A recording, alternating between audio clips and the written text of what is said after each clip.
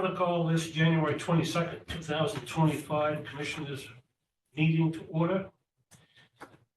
Any adjustments to the agenda? I'm going to move to accept the agenda as presented with the following deletions. 6B, discussion of bi-monthly trauma mindfulness counseling. I'll second. Discussion? Hearing none, all in favor? Aye. Aye. Approval of the minutes? Public comment. Oops. I want public comment. Is anybody out there with public comment? Anybody on, Brittany? Just Mary. I don't know if Mary wants to make a comment or not. So we'll move on to the approval. And me look even shorter than I am. And we don't know why. Look. Oh my God. All right, I'm going to move to approve the minutes of January 7th, 2025 Commissioners' regular meeting as presented. I'll second that. Discussion? Hearing none, all in favor? Aye. Aye. Aye. EMA.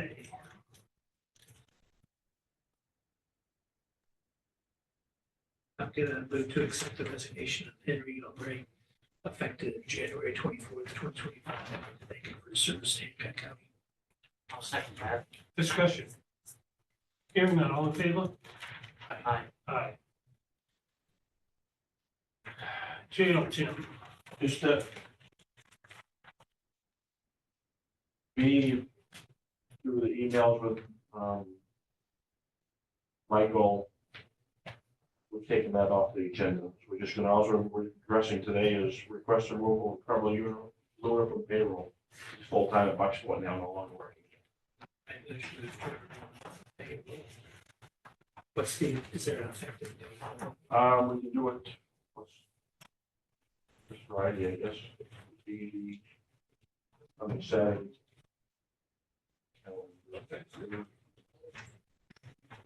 24th, effective 12, 20. Saturday would be the 25th. 25th, yep, Saturday. yeah, 125. Well, that's the start of the payroll week. All right, so we're going to Well, the 24th? No, 24th. So he's already not been working, right? Correct. Yes. Yes, yeah, so the 24th would be fine. So I'm going to move to remove Trevor from payroll effective January 24th, 25. Thank you. Discussion? Hearing none, all in favor? Aye. Aye. Thank you.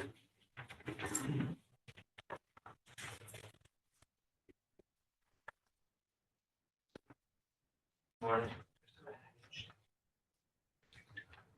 First off, just an update on new hires, follow up from last time. Of them, been accepted and are attending the Criminal Justice Academy, currently on day 2, so. We look forward to seeing them back in May, but as of this moment, they will finish accepting the academy, and are attending, and their training is underway. Next up, that we had requested to be on the agenda was the discussion for approval to sell a K-9 agent for the amount of $7,000, and John, as well as John Stanley's ballistic vest for the amount of $400 to the Winthrop Police Department. As you're familiar, in the last meeting, we presented the resignation of John Stanley as his family was relocating to Central Maine. And as a result, he was going to work for the Winthrop Police Department. John Stanley was a K-9 handler here at the agency, and as such, we have requested to sell the K-9 to the Winthrop Police Department. For those that may not be aware, obviously, the training that a handler goes through with the K-9 to repurpose that K-9 halfway through its life would be a detriment. Also for the purpose of the K-9, but the handler as well. We think this is the most suitable option. What's your pleasure, gentlemen? I'm going to move to approve the sale of K-9 agent for $7,000 and John Stanley's ballistic vest for $400 to the Winthrop Police Department. I'll second that. Any discussion? Hearing none, all in favor?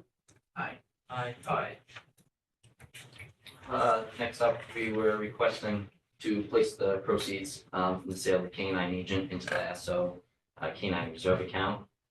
And then conversely, the next item, we can address them What's your separately. pleasure, gentlemen?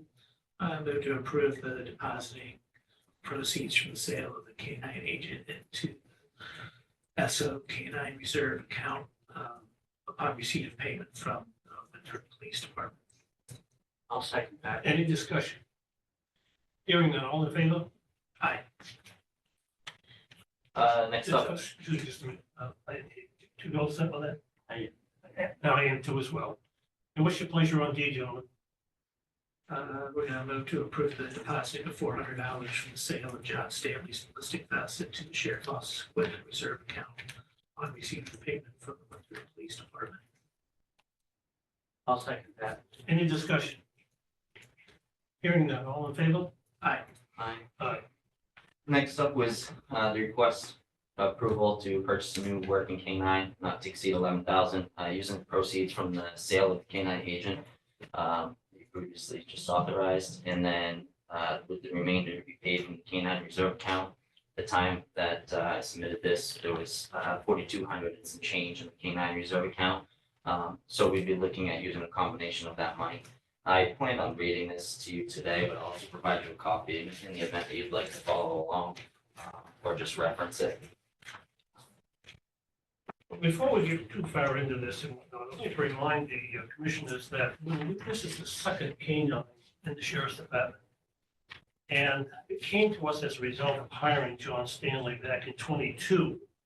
And John came with a trained dog and bought the dog himself when he left the department. And so we felt that we had a handler all trained, a dog all trained, and so we paid a portion of the sale price to John and purchased the dog from him. So this really is the second one, and I'm not sure back then, because I had to turn the clock back, but I'm not sure that we would have approved a second dog. Had the sheriff's office come to us and said, we'd like to have a second dog, and we need to train it, we need to develop the funds and so on and so forth. And so I think we're back now to the decision on whether or not we want two canines in the department or go back to one. And my personal opinion is that I think one canine is all that we really can afford. We really didn't do a math back when we signed the last union contract, when we gave the handler 1 hour a day for taking care of the dog at home. Didn't sound like much at the time and whatnot. You take his hourly rate times $365, one of them, well over $12,000 a year just to take care of the dog. And now that we have two, that's somewhere in the neighborhood of $24,000, which is that's a lot of money just to, just for, and it's almost non-service related. It's really taking care of the dog while he's there after his residence. So I would like to see that we initiate starting on getting a dog. And once we become aware that present handler, Travis Frost, is going to retire Finn, because that has been that's been discussed last couple of years and whatnot. And do you have a date certain that Finn's gonna get done yet? I do not, but our position, our request is not to retire Finn and maintain a second, or maintain one Just a dog. minute, all I asked for, you don't know when Finn's getting done, is I that do. correct? We have not So separated. if I got something in writing from Travis Frost that said, on this date certain, we're going to retire Finn, we could back up to a date certain that we could start the process to replace Finn. But that would be my position, that we don't start the process of a second dog today, that we start the process of replacing Finn when that timing is appropriate. What's your Chairman. feelings? Just a minute, what's your feeling, Joe? I guess I'd want to have a better understanding of how much the K-9 units are being utilized week to week. And the necessity of having to. Which I'd be more than happy to discuss.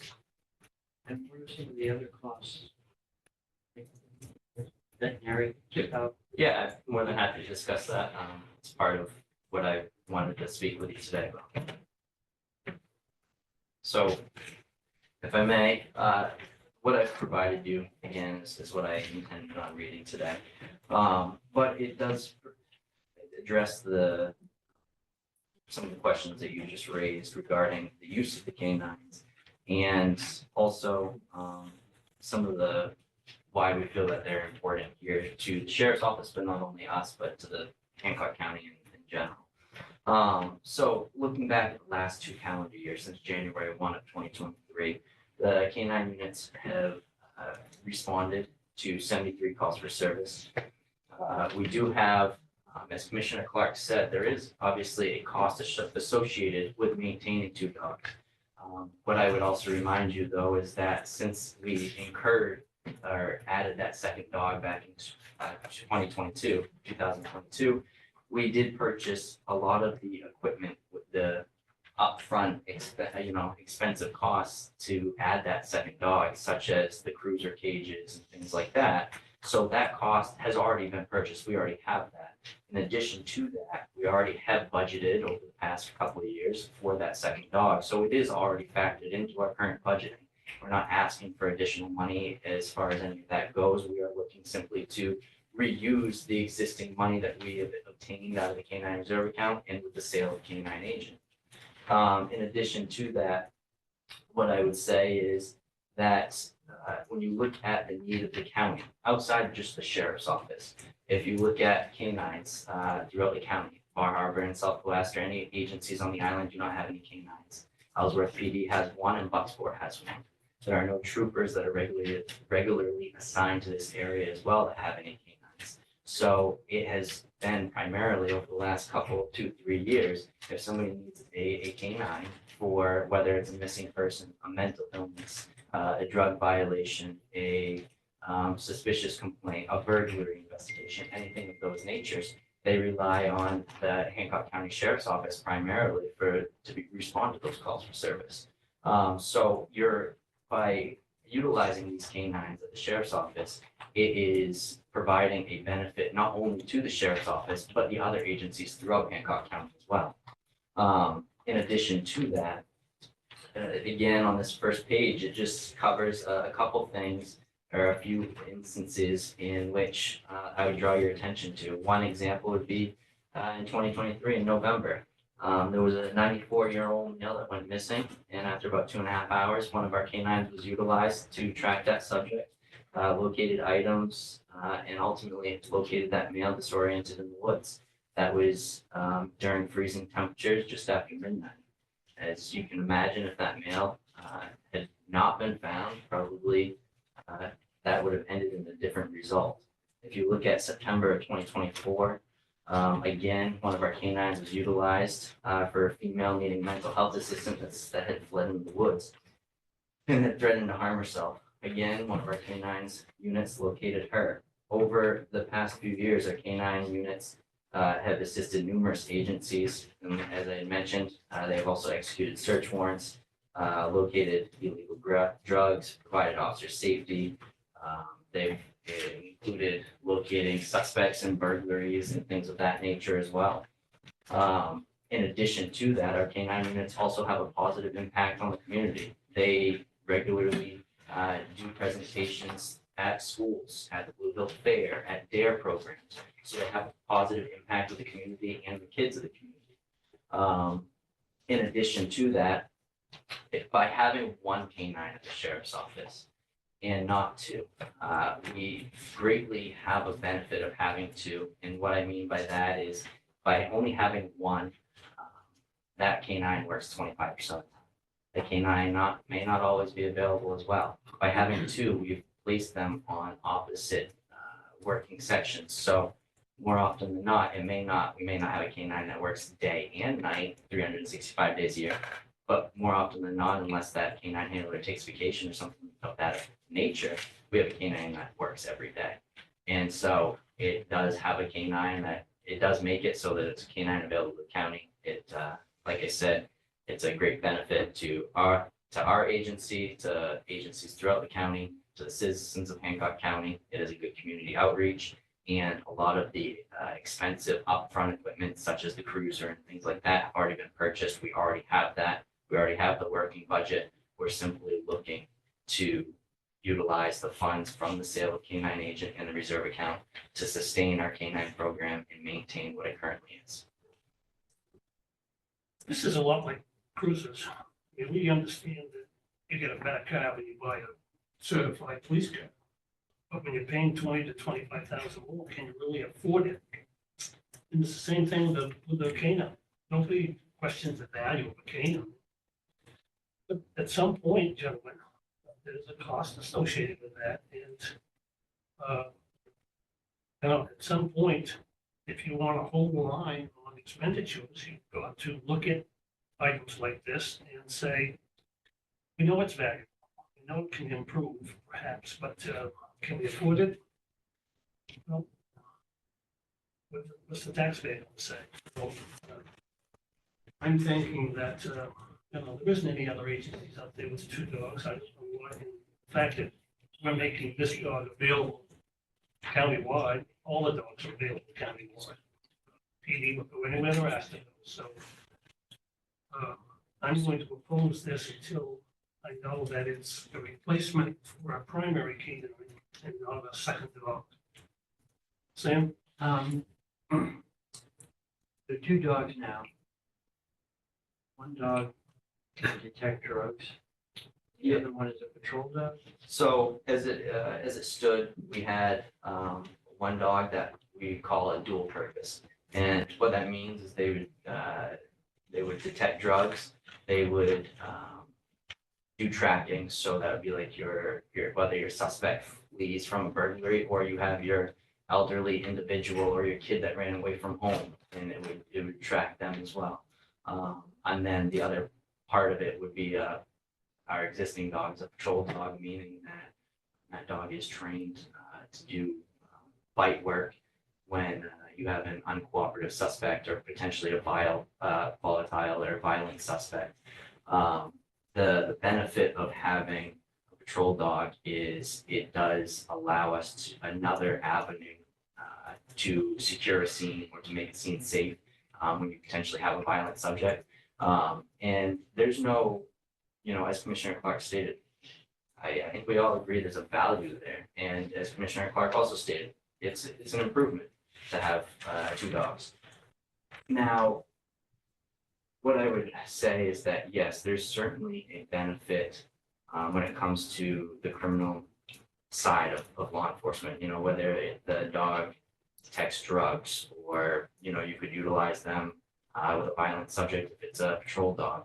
But there also is a substantial benefit outside of criminal offenses to have a canine, such as the community outreach or the tracking for as you'll see, for, the tracking for your elderly individuals that wander away from home or your kids that may run away from home. There is, you do have that cost to maintain that dog, but again, it is an expense that we've already budgeted for. It's not that I'm coming to you asking for an additional X amount of money today. I'm looking to utilize the money that's already budgeted, the money that we already have. To say that to maintain that dog for a year is $12,000, that number is, I won't argue that. That does sound correct. What I will say is that, in the last 2 years, there's been several instances where those dogs have located individuals that have wandered away from home outside of the criminal aspect of any of this. And had those dogs not been available to do that, those individuals may not be here with us today, as outlined in some of these examples. And if you're going to say $12,000 is worth several of those lives, that's ultimately a decision to make. But I think that there is certainly a value here, and I do think it's important to the citizens of Hancock County and the agencies of Hancock County. What's Finn's role right now? Yep, so Finn's role, he is utilized he is a dual purpose canine. We do intend on retiring at some point due to his age. The canines typically lasts, pending any health issues, 10 years or so for a working capacity. And Finn has reached right about that timeline. But Finn's capacity right now is a dual purpose canine. He does do tracking, drugs, and patrol work. And if you were to get a new dog, would it also be trained in the same dual purpose? So there's a couple schools of thought there. As of this very second, we haven't fully discussed that. We've gone back and forth with that. I mean, certainly the dog would be trained in tracking and drug detection. Those go hand in hand a little bit. That's why that you generally see those paired as far as the training goes. But I mean, certainly, I think the tracking is a big community benefit, as I mentioned. And I do think the drug detection is as well. It has been discussed whether or not we would do the patrol, where we do have Finn right now as a patrol dog. I think it's important to have at least one patrol dog for the benefit if you're dealing with a violent subject. It does allow you that alternative option to deal with that. But where we have Finn right now as a patrol dog, it would certainly be something that we would discuss or look at. How do you determine something like this where you've got, you know, an officer leaving and like who would become the new partner? Yeah. So it's How's something that decided? Yeah, it's something that is decided by, it's not necessarily decided by the contract, but it is outlined how we have to put it out to the union members. We put it out, we solicit interest, and there are multiple people that are interested in being a canine handler. So it's not me coming to you today saying, well, I'd like to get a dog, but I may not have anybody to do it. We do have people that are interested in it, but I have not put it out yet because I simply don't want to put it out to then say, just kidding, type of deal. I don't have the dog to be able to provide you. But we do have to put it out to the members. They solicit interest. They basically write a letter of intent, why they feel that they're the strongest candidate to be a canine handler. We would also look at putting them through like a PT test as well, because there are some physical demands of being a canine handler and the training that is required to go hand in hand with that. That's one of the questions I was going to ask. So, you can know the rough idea of the costs of having a canine, but how's the training costs on the officer side? What's one of the costs of this training and new canine handler? Yeah, so there's a couple different canine training programs. I would encourage us and recommend that we stay with the state police training program. That's one that is recognized and also provides the certifications necessary to be recognized also by the Maine Justice Academy, which ultimately certifies or holds the certifications for the dogs. Depending on the training for the dog, whether it's dual purpose or single purpose, there is the patrol work or patrol side, I believe it's 12 weeks. Don't quote me on that, it might be 8. And then the drug detection is an additional, they're like 6 or 8 weeks. It's not all at once, it is broken up at different times. And we would look at ultimately sending the handler to that. That time period is used to establish the relationship between the handler and the canine, and also provide their certifications and the training necessary to be able to do this and have the dog perform, successfully when they are asked to locate that missing person or that suspicious subject or drugs or whatnot. Do we know the costs for the training? That certainly depends as far as like the actual program. The program, I don't know if there's necessarily a cost associated with that. I'd have to inquire further. As far as I'm aware, there is not, but we obviously do have to pay for the wages of the individual. So. I point out too that the sheriff's department right now is one man short. They have 2 men in the academy. And they're going to be 18 weeks before they get back. So they're going to have time when they're going to be short-handed and they try to get this training in within the next 4 months, 5 months. They're going to be be significantly short on them at the end of this training, which is all the more reason why we should be putting this off. Do you have any more questions, Sam? Are there dogs in other communities that can share their? So every dog, excuse me, every dog is available everywhere. In other words, police department will make their dog available wherever. And that's why the rhetoric here of somebody being was lost and would probably die if they didn't take the sheriff's office dog is a little misleading because they'll find a dog. There are dogs available, even if they have to come from the county.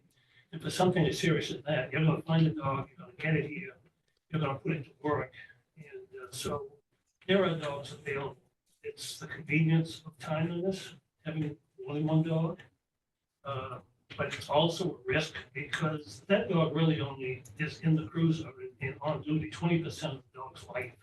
And so that means if the dog is not on duty, you're going to have to try to find the dog. If he's, find the handler while he's off duty. And hopefully that handler will make himself available as often, but he's still at risk of if he's unavailable, you have to find another dog somewhere else. So to touch on that, like I had mentioned, the only other dogs in Hancock County is the Bucksport Police Department. They do have a dual purpose dog. And the Ellsworth Police Department, they do not have a dual purpose dog. They have a single purpose dog. The dual purpose dog obviously allows you a little bit more versatility as far as when you're going to utilize that in different scenarios. As far as a canine being available anywhere, that's not entirely accurate. I mean, there's instances when even with two dogs, there's been scenarios where we haven't been able to get a dog, and that's looking at the other agencies in the county, and that's also looking at outside of the county. You have Ellsworth's canine handler, for example, lives on the southern part of Penobscot County. So Ellsworth may have a dog, but for example, if I need a dog in Sullivan, Ellsworth's dog is considerably far away. If you look at Bucksport, again, whether or not that canine handler would be available. And like I said, we've had multiple requests where we have looked for dogs when ours were not available for whatever reasons. And there's been times when we haven't been able to get any dogs. So it's not a scenario of there's always a dog available no matter what. That's not the case. So that's why there is a benefit to have two dogs. And we do try our very best to always have a dog working for the sheriff's office because we do offset them on different schedules for that very purpose. Again, it's a great benefit to the community for Anything else, Sam? reasons. What training has the Ellsworth dog, the Ellsworth dog now? Yep, the Ellsworth dog has tracking and drug detection. Those are two things that might need immediate attention that we would have available. And so that's if that handler is working. If that handler is not working, that dog resides with the handler, and that handler is probably an hour and some change away. And that's the same as with the county. Dog handlers away. Yes. Wouldn't be available. Yeah. So, I mean, both those dogs, Bucksport and Ellsworth, they work, obviously they're 40 hours each week. And outside of that, it's hit or miss whether you're not able to get a dog. So that's why it is a benefit if we do have our own. It also, like I had mentioned, it serves the county as a whole. Our dogs have gone to Bar Harbor, MDI. They've assisted Bucksport, they've assisted Ellsworth, because Ellsworth's dog might not be available type of deal. So our dogs have been utilized by even the agencies that do have their own canines. Anything else, Sam? I'd just like to say, while I was on the select board in Hancock, budget was a big thing. We actually debated, I don't know if this is going to happen this year or not, whether to fund the Ellsworth Public Library. Not a lot of citizens in Hancock, they have the figures, I don't remember what they are. And so they were like, well, we should just pay off those few card holders to buy a card that you have to buy if you're not contributing to the library. And the only reason I mentioned it is because money is tight. And one of the reasons to not fund the library was we're trying to keep the taxes low, so people that are on the margin aren't, stuck, thrown out of their house. being thrown out. Just thought I sort of agree with, Mr. Clark.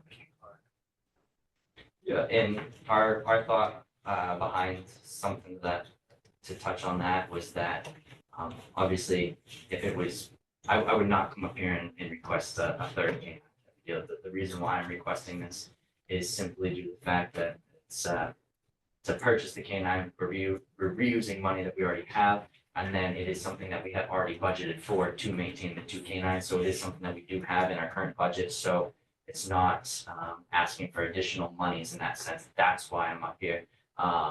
If it was a matter of coming up here for a third dog type of deal and saying, well, I do anticipate expanding the budget X amount of dollars to add this canine and such, I get that. I can't argue that. I see where you're coming from. Okay, I'm gonna move that we take this under advisement and we revisit at a later date. I'll Second, make that motion. I made the motion and it was seconded by John. Any further discussion? Visiting at a later date and whatnot, I would entertain revisiting this if I knew that we were going to retire Finn and any information could bring us. When we do revisit, that would be helpful in discussing this. All those in favor of the motion? Aye. Aye. Thank Maintenance?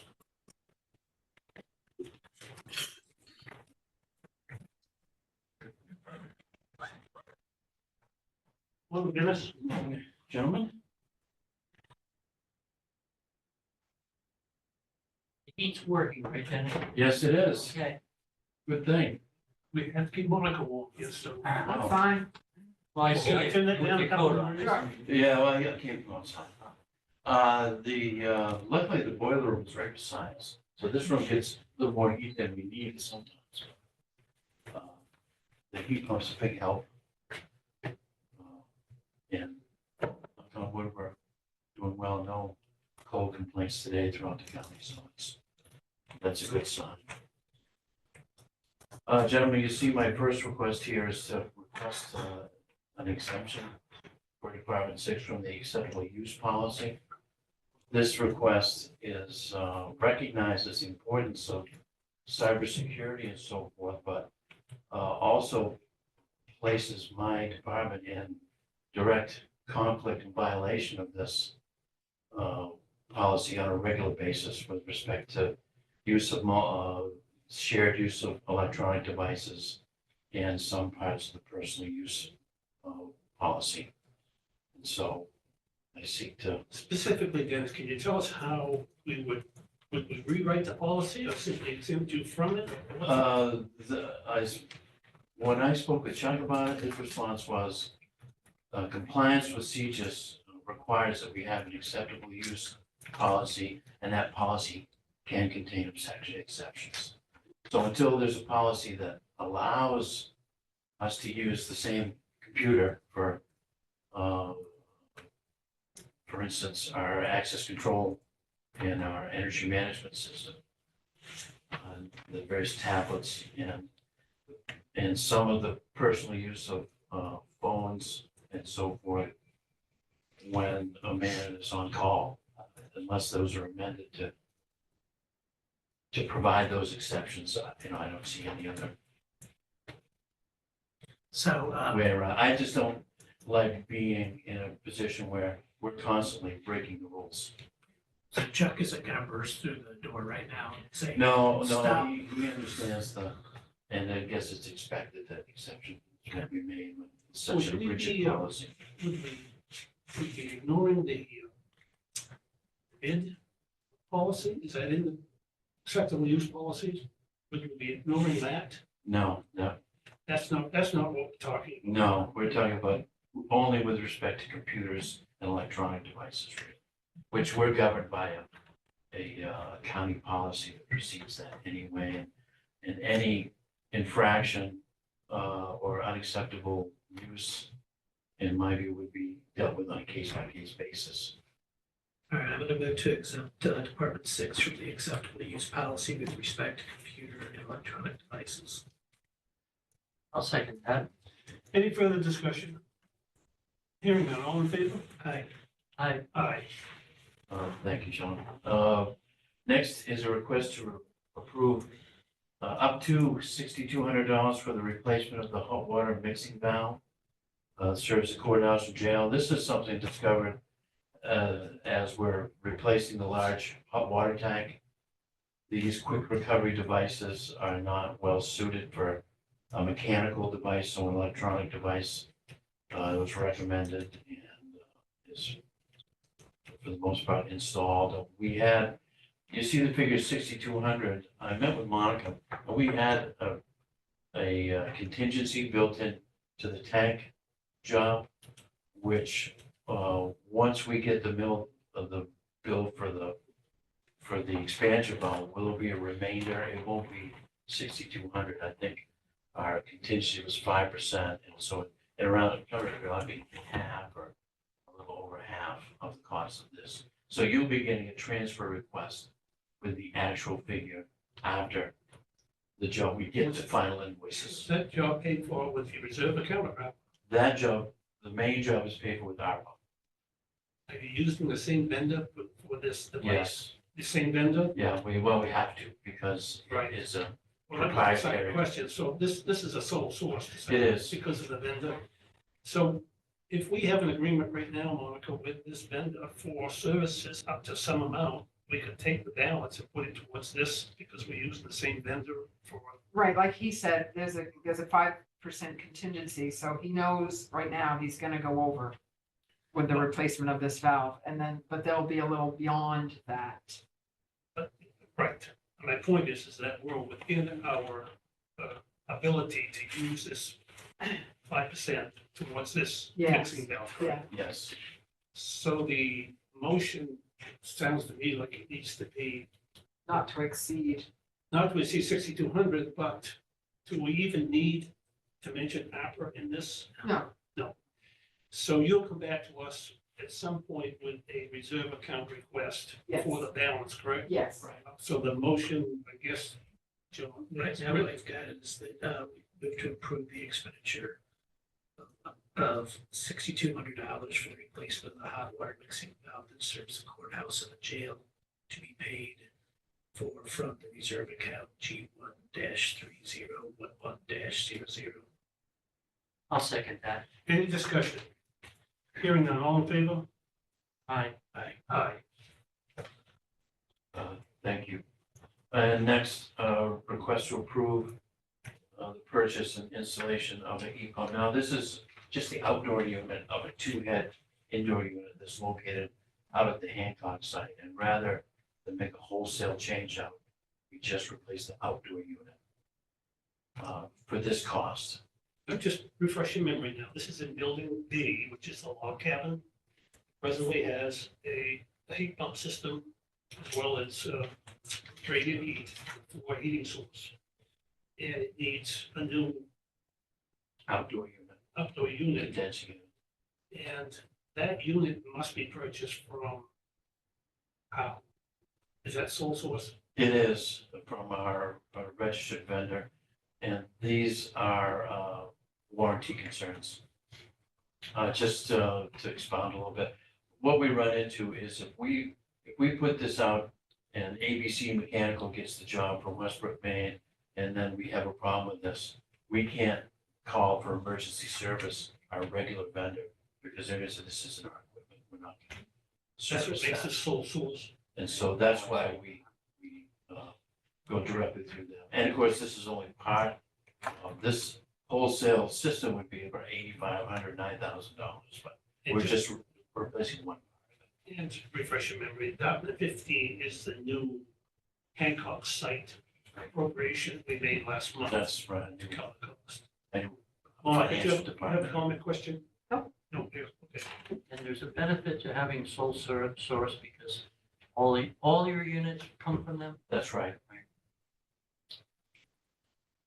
All right, I'm gonna move to approve the purchase and installation of a heat pump at the Hancock site from Aerotherm Inc. for a total of $4,760 to be paid from Department 15. I'll second that. Any discussion? Hearing none, all in favor? Aye. Aye. Thank you, gentlemen.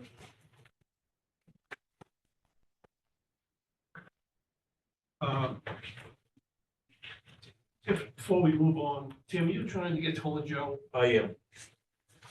Yesterday, I talked to him yesterday, he said he's gonna be at 9 o'clock, so 9 o'clock? Find out where he is. he hasn't got If back. he's in the building. I'd like to consider not discussing today the grants. Unless, my problem with grants is I think we really need Michael on board with us, with talking about this.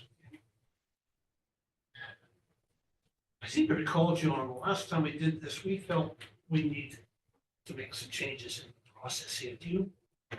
Yeah, I mean, I think to me, the only main thing is that, to me, the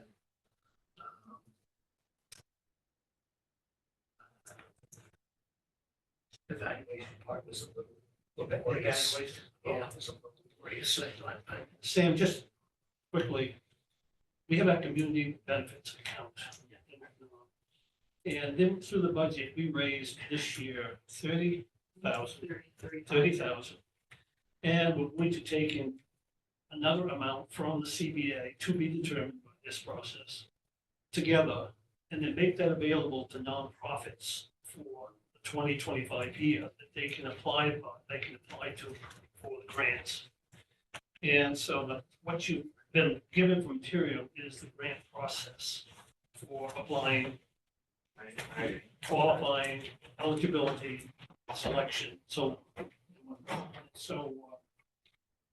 perhaps if we discuss this while we're waiting, the first thing we ought to do, gentlemen, is determine what the amount was. Now, last year, we took 40,000 from the budget and 40 from CBA for a total of 80. This year, we reduced the budget to 30. And we need to decide what the total amount of grant money we want to have. Due to our own budget Well, in a way, increases, we that's why we're reducing it. right, we had a significant increase, almost a 25% increase in our budget, and we tried to find ways to reduce that. So now, the CBA account has a little over $1 million, correct, Monica? Yeah. And right now, 500,000 of that has been designated for the new emergency operations center. That's our share of the $2 million grant, 25% match. So we need to set that aside and whatnot. And so we still have a little over $500,000 in CBA. And Monica, have we gotten the 24 appropriation CBA payments yet? We got one of them. We're still waiting for the other. Don't ask me which one's which, but there's one I always have to chase the guy down.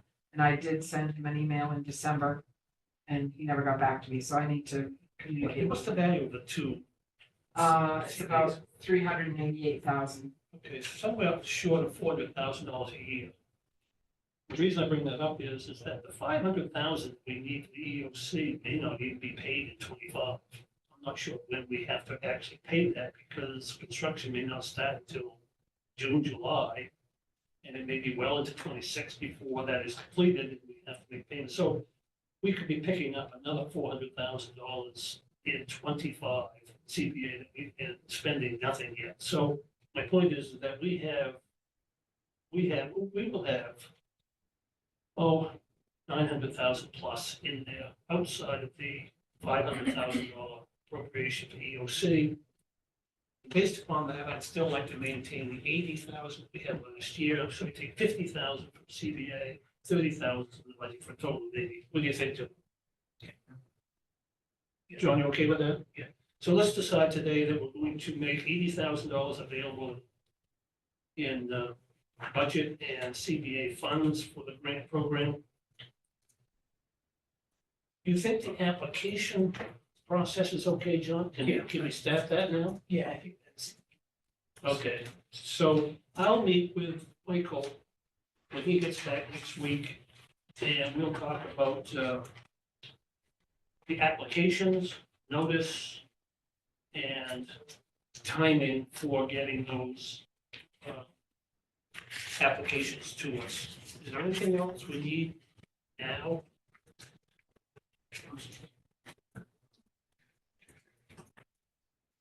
See, at some point, when you talk about the process, if you look at that sheet in front of you, whatnot, we may want to reallocate the percentage of the funds. Right now, we have tourism, economic development, community development, aid to disadvantage. And those, we may want to change the distribution of those, and the percentage of those based on. the- So they're just pulling in the fee right here. Good, right. Beyond that, though, and that's something we may want to decide before we put this out, so that we can let the applicants know that only 7% of this is for tourism and recreation. So Let me ask you, so like, in the end, like, what's really the point of putting the percentage on there at all? Like, to me, it's, and if we kind of looked at what we did last year, like, I don't think we would pass the smell test to say, oh, this was 7% of this. We essentially evaluated, okay, like, these are our top picks, and we essentially, so if something in tourism, if something was spectacular, you're like, oh my gosh, this is gonna make all the difference. If it's 20%, 40%, so be it. I mean, you just have to realize if you do that, then somebody else isn't gonna get it.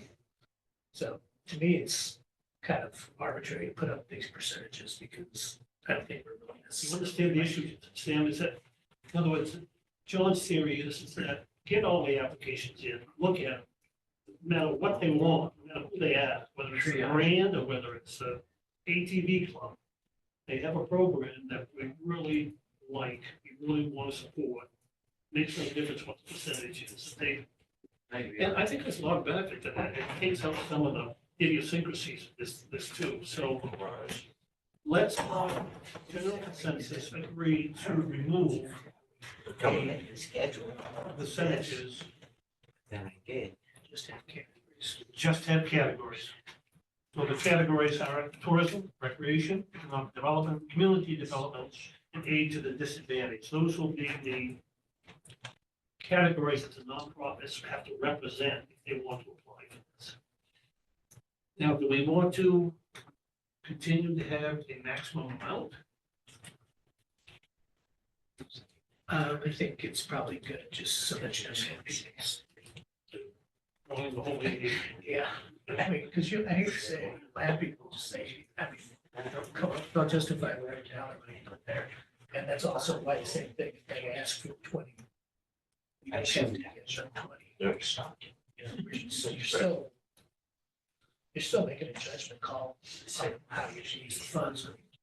You don't necessarily want to Can you imagine? give the funds out to four entities that all put in $20,000. We have four other ones that are asking for $5,000. Are really helpful. Are more needy of it. They have the large agencies. So what amount do you think would be reasonable?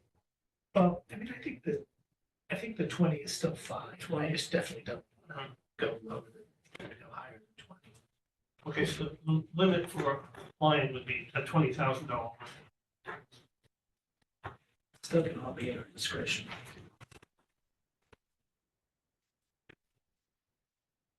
And if you look down through the rest of the process, the reason, the first time we did this, we did not let the applicants know what the process was. They were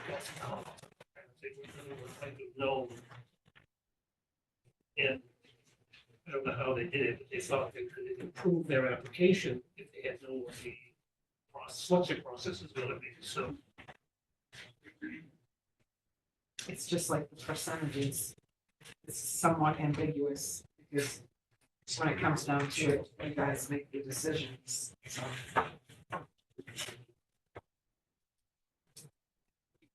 But did you think that we could still keep the objective scoring?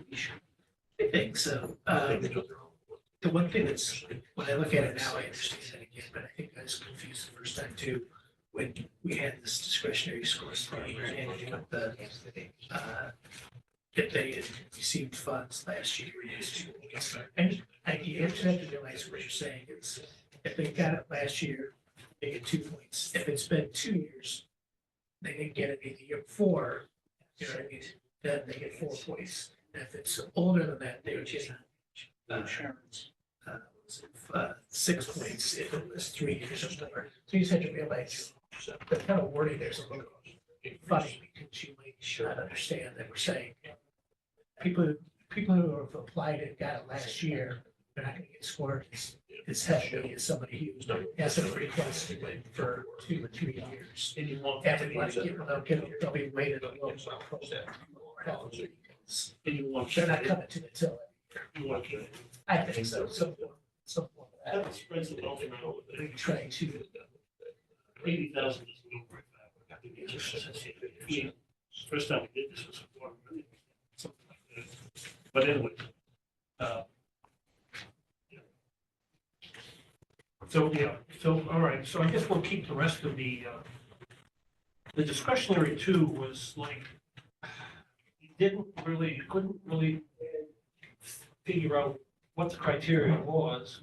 Once you saw the applications, I say it's like pornography, I can't describe it, but I know it when I see it, you know what I mean?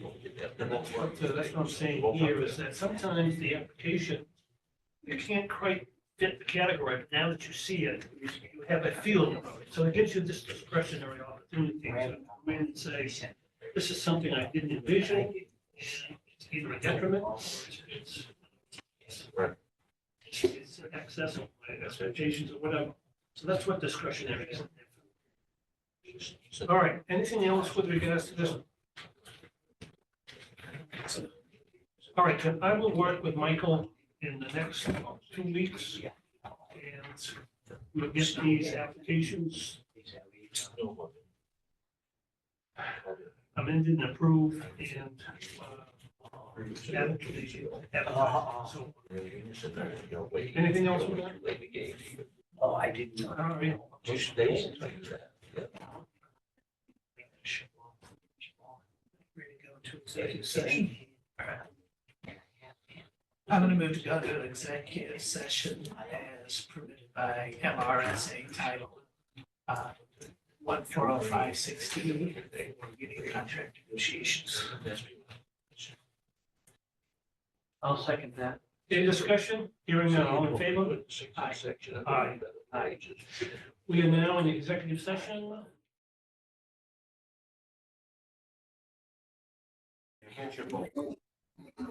Okay, we're gonna come out of the executive session, and we're reporting that we're making good progress on our collective bargaining agreement with the jail. We expect that, in our next meeting in February, we probably can be signing the union contract. So we will not be taking any action today on agenda item 9C. We'll defer that until next meeting. Moving along, the county administrator is out this week, and so we have no comments from him. Any comments from the commissioners with regards to the agenda and future meetings? John? Sam? None for me. I'll entertain a motion. Move to adjourn. Motion made to adjourn. I'll second that. Seconded. Any discussion? Hearing none. All in favor? Aye. Aye. Aye, we are adjourned. Just gonna make copies. Yeah, well,